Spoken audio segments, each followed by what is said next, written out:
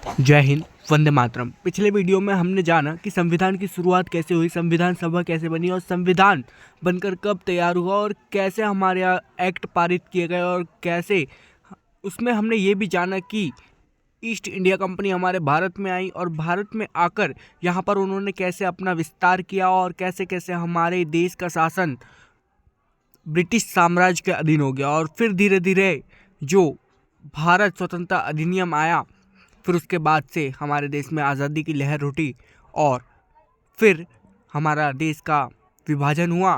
भारत पाकिस्तान के रूप में दो नए राज्य देश बनाए गए और फिर हमारे देश के संविधान के लिए कार्य चालू हुआ और फिर हमारा देश का संविधान बना।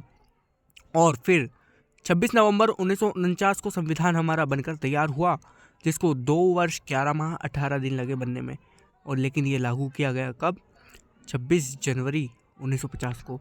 तो इसमें हम जानते हैं कि हमारे भारतीय संविधान में क्या क्या बताया गया है। इसमें 22 भागों की चर्चा की गई है। जब संविधान हमारा बनकर तैयार हुआ तब 22 भाग थे और फिर इसमें हम जानेंगे इस वीडियो में कि भाग 1, 2, 3, 4 क्या है। कोशिश करूँगा कि एक ही वीडियो में पूरे चारों भाग का एक्सप्लेनेशन दे दूँ, क्योंकि ये नोट्स मेरे खुद के हैं और बहुत इम्पॉर्टेंट है, इसलिए आपके भी बहुत काम आएंगे। हालांकि हमारी क्लास या फिर हमारा वीडियो लंबा हो सकता है, लेकिन आपको बहुत सारी जानकारी मिलेगी जो अन्य जगह पर आपको नहीं मिलेगी। जय हिंद, जय भारत। शुरू करते हैं। तो भारत का संविधान भाग 1 में क्या बताया गया है? अनुच्छेद 1 के तहत 1 से 4 तक क्या बताया गया है? संघ व राज्य क्षेत्र के बारे में बताया, मतलब कि भारत एक राज्यों का संघ है।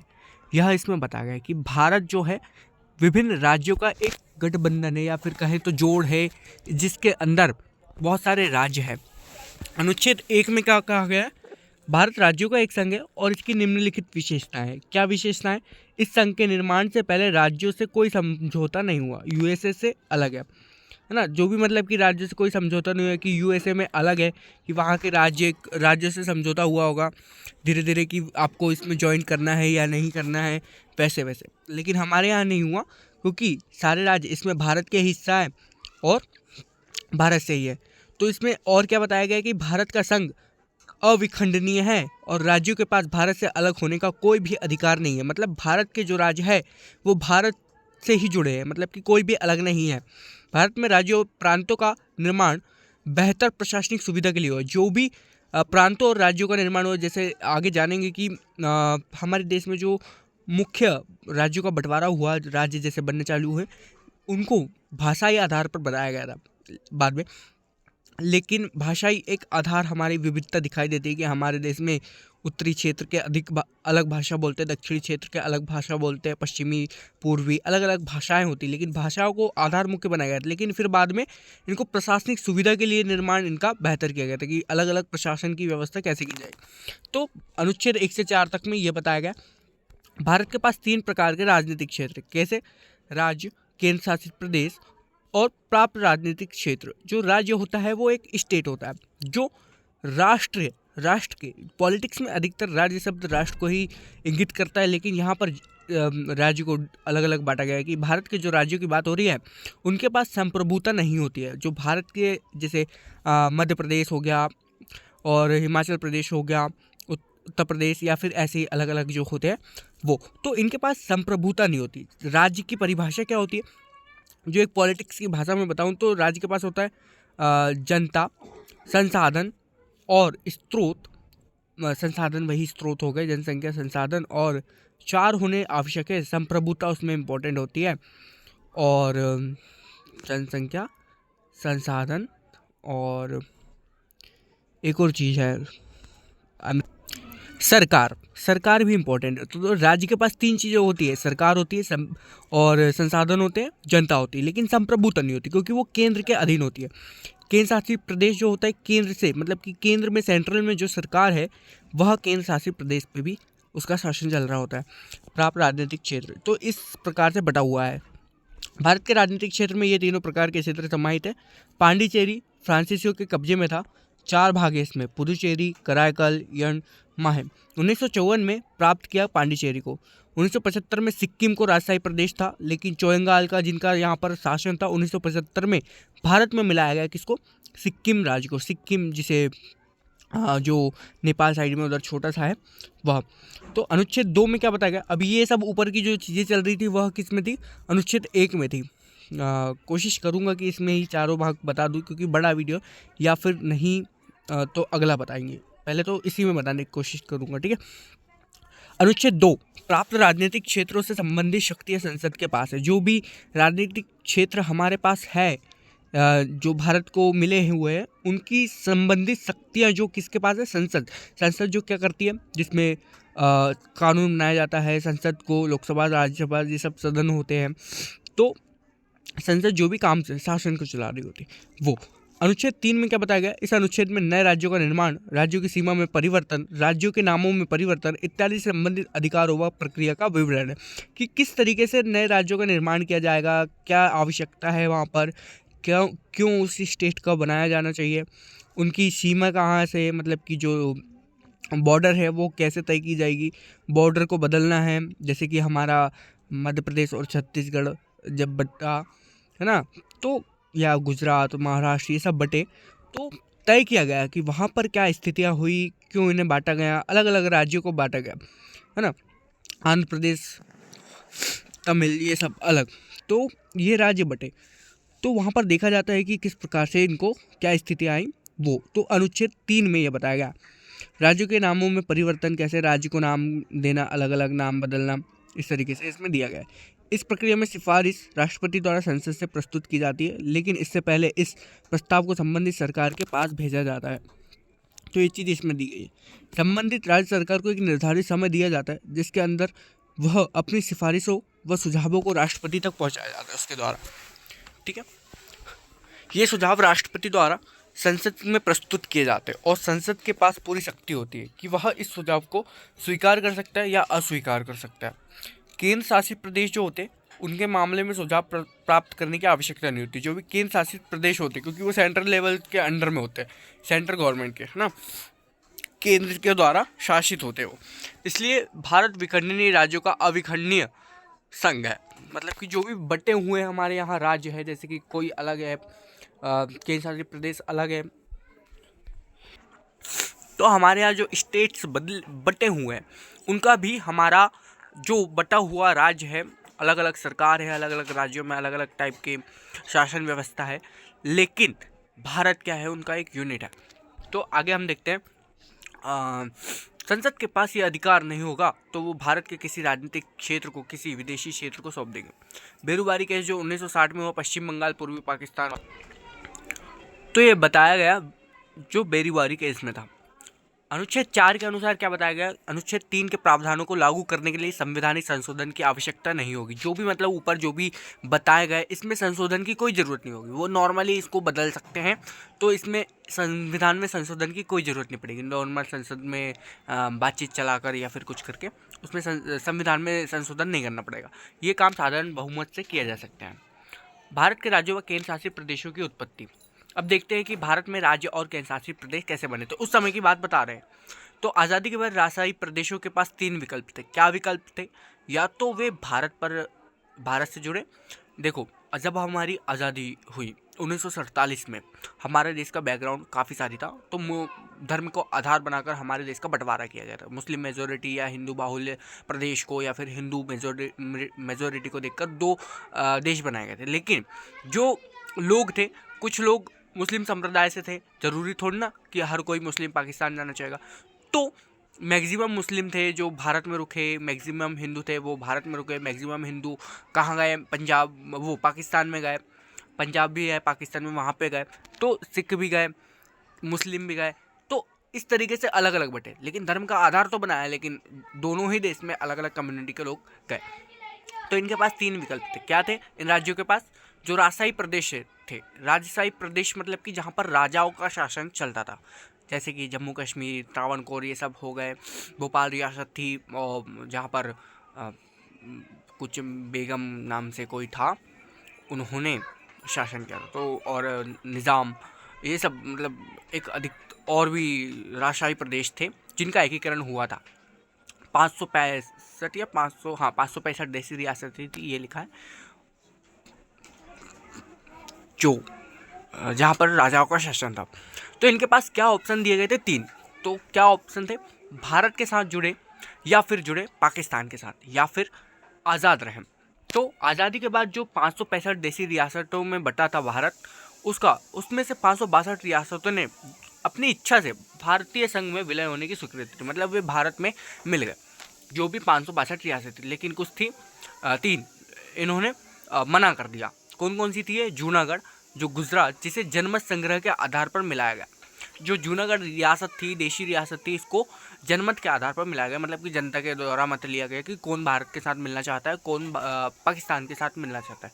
तो उन्होंने भारत के साथ मिलने को स्वीकृति दी। हैदराबाद में सैन्य बल के आधार पर मिलाया गया, मतलब कि जो वहाँ के निज़ाम थे, वहाँ पर अपनी जो इंडिया की पीस कीपिंग फोर्स गई थी, शांति सेना गई थी, वहाँ पर उन्होंने शांति के लिए गई थी, या फिर सैन्य बल के आधार पर उसको भारत में हैदराबाद को मिला देगा।